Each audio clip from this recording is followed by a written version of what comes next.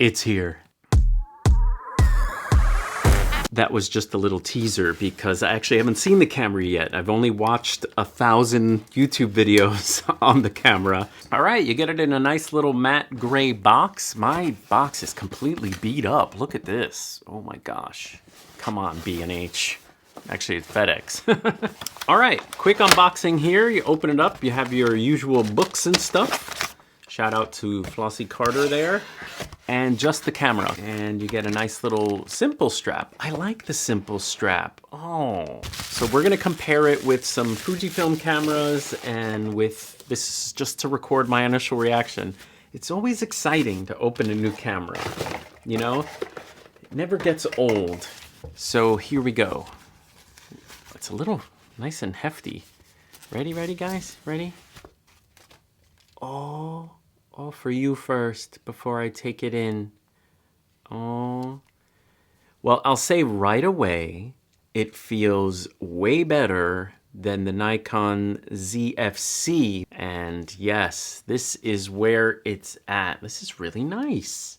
Gratuitous full frame sensor shot there. Now it is definitely, I can already tell that I would probably get a tiny grip for it. I don't want to make the camera too big if I owned it. But it is, for its heft, it's a little hard to hold. This would be more, you know, you have the camera strap and, you know, you pick up, boom, and then camera strap. Okay, battery door cheapness sound test.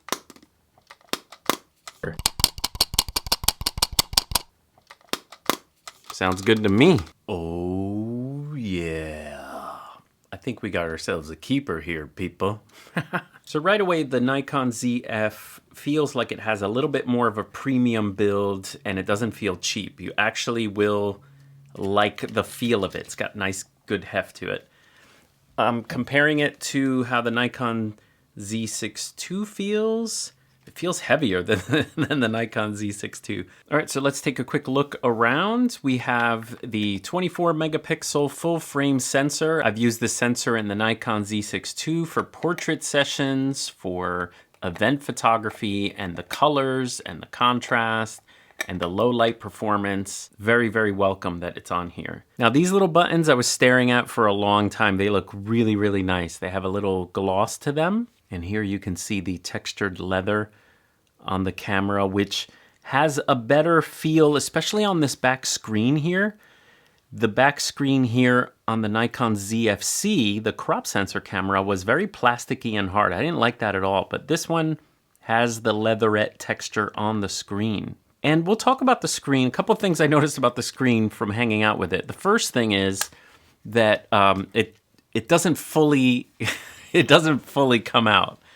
You see, it sort of stays angled like that. And I noticed when I was using it like this, it doesn't really, you know, come fully out. Like, for example, this Sony A7C, you know, if you put it out, it's straight out like that. Now, on the Nikon Z8, the screen, you know, does not fully articulate. It comes up, kind of goes like this. It also, for vertical photography, you know, goes like this on the Nikon Z8. However, with this camera, I'm glad that it's fully articulating, not so much that I want to take video of myself, but that you can close the screen and actually walk around with the camera like this, okay? And just using the viewfinder, I'm not gonna say it's gonna mimic a film camera, but at least you could, you know, use the viewfinder and just leave the screen closed. So this right here is the lens release, and this one is a function button. You get a dial on the front. On the back, you get a dial, you get a focus button. On the back, you have the usual 4 buttons, like here they are on the Nikon Z8. The 4 buttons on the bottom are the same. I did notice that the menu button is slightly tinier. It's a little shorter than the other 3, maybe to feel with your thumb, you know, the one that's menu, but these 3 are raised a little bit more. Buttons don't feel as good as on the Nikon Z8. Oh, you know what's funny? I didn't notice this before, but on the Nikon Z6 II, the drive button, which is in the bottom right, is smaller and shorter than the other 3. Okay, so whatever button is in the bottom right will always be smaller. I did not know that. Now, staring at the back for a little while, the one thing I noticed was something was slightly bugging me about the design. I couldn't really tell what it was, and I think it's the lack of continuity. For example, here's the Fujifilm X Pro 2. Hold on, that's dirty. Here's the Fujifilm X Pro 2. You see how the leatherette goes across the camera?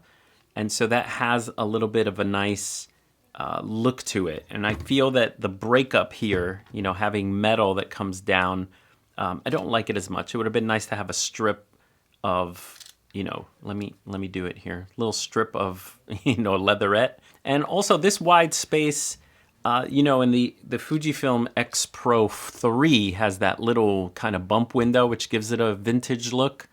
It would have been nice if there was something here as well, because this is just flat real estate. By the way, this is modeled after film SLR cameras, where the Fujifilm that we just showed, the X Pro 2 and X Pro line, is more of a rangefinder style, you know, kind of like a Leica camera. And the the Fujifilm XT line is in that SLR sort of yada yada. Really quick, I'll mention that this is the X-T3. The Fujifilm X-T3 has a little bit more of a grip here, and Fujifilm has been extending this grip to make it comfortable to hold these cameras, because the more brick-like they are, the harder they are to hold, and you have to buy some aftermarket accessories.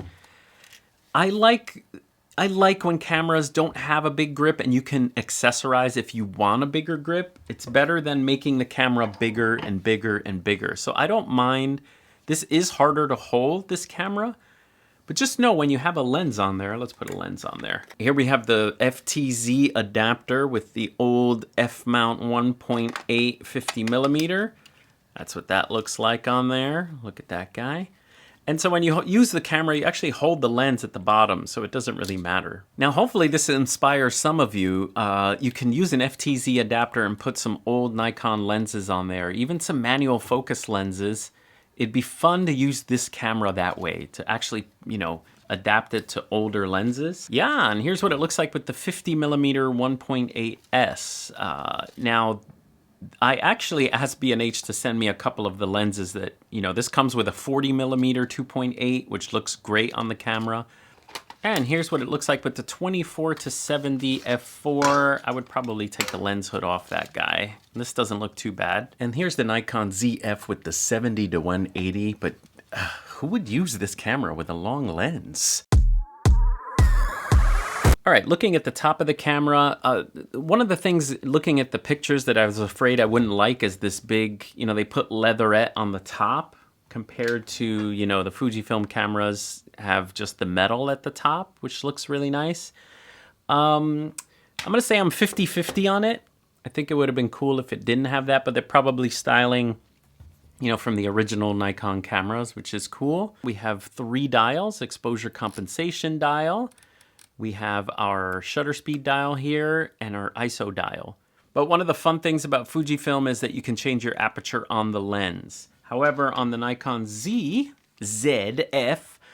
you get a little window here, which is fine. And I made my aperture be the back because that's what it is on all my cameras. But by default, it's the front. The shutter has a little threaded, which we can totally put a little bling. Let's use our Fujifilm red one here, see how that looks. Oh yeah, look at that, guys. Oh, ho, ho. What do you think of that? This is a nice little shutter release button. I actually like the concave ones here because your finger kind of rests nice on it, and I recommend that on there immediately. Now here you have actual shooting modes on the side, and you have dials as well. Now, at first I thought this was a little repetitive and strange, but the way it works is a little different than a Fujifilm camera. So on a Fujifilm camera, if you want to shoot full manual, you just actually put the numbers on 3 numbers. That means you're controlling aperture, shutter speed, and ISO. And then if you want to shoot in, you know, shutter priority mode, you just put it on A there, you can lock it, and now the camera will pick a shutter speed based on your other 2 settings. If you want to shoot auto ISO, you put it on A. If you want to shoot full auto, put all 3 on A.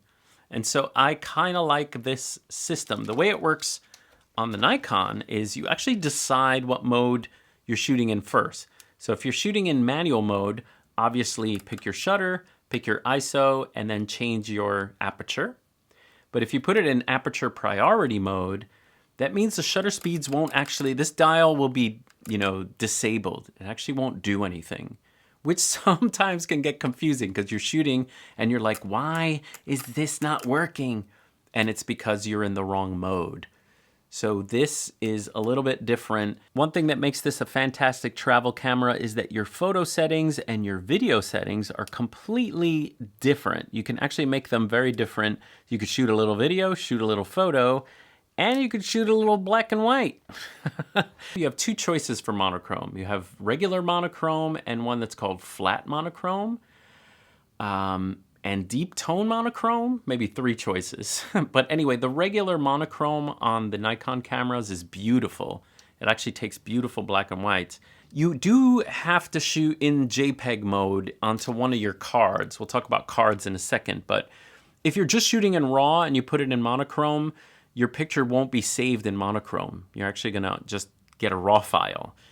So right now I'm shooting in RAW and normal mode. And I have two cards in here. I actually have an SD card. Oh, Sony SD card. And then in here, I have a tiny micro SD card. This isn't the best user-friendly card on the market, but I'd rather have it than not. I can actually shoot events if I wanted to with this camera. And I can't even take it out, but I kind of see that little micro SD just living in there. Like you just buy a cheap big one and leave it in there. Okay, we have USB-C for charging on the side of the camera. We have some rubberized doors here, which some people are not a fan of. You kind of have to, put them back. It's a puzzle piece that you have to kind of put back. We have a microphone jack and a headphone jack and the notoriously terrible micro HDMI. All right, so how does it compare to something like the Fujifilm X-T3? Well, the benefit of the Fujifilm system are the lenses. So all the lenses are super small. That is the benefit of having APS-C, is if you're traveling, this is a 50 millimeter here, and now if you want a 50 millimeter from Nikon, you got something like this. Nikon does have some small lens options, but definitely not as small as, and not as many as the Fujifilm system. So the price on this guy is pretty good, like very good with what you're getting. You're getting the autofocus system that you can find in the Z8, the same processor. You're getting the retro, you're getting the same retro here. You're getting better low light performance. In my opinion, the files coming from this camera are way better than, the APS-C files that are coming from this camera. The main reason to go with Fujifilm, to me, is going to be size, the lenses. If you like the film simulations from this. The Fujifilm also has a lot more customizable buttons and dials. These dials on the back on the Fujifilm I actually use for back button focus. They push in. This one pushes in as well. There's function on the front. There's a function button on the front. There's also a joystick on the Fujifilm camera, which, is easy to move your focus point, change your focus point. So I appreciate that on the Fujifilm. I also love the D-pad because you have options for your film simulation, for your white balance. I love customizing this button. I wish there was maybe like an extra, like if this was just a little bit more customizable and robust. This is just basically a directional pad you find on cheaper cameras. But with that said, their most expensive camera has the same dial on there, which is crazy. But there is a joystick on the Z8. I guess I'll end with video specs. So this camera now has better IBIS, image stabilization, than the Z8 does. It actually does 8 stops of stabilization, 4K 60.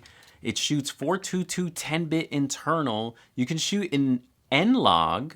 So for me, overall first impressions is this camera is an overall win. Everything I liked about the Nikon Zfc is here, but this has just much better build quality. Like you'll feel proud holding this camera, and for the price, like the build quality I think exceeds the price. It's heavy, it's got a top, magnesium, adamantium vibranium top here. So I think Nikon, great job on the Nikon Zf.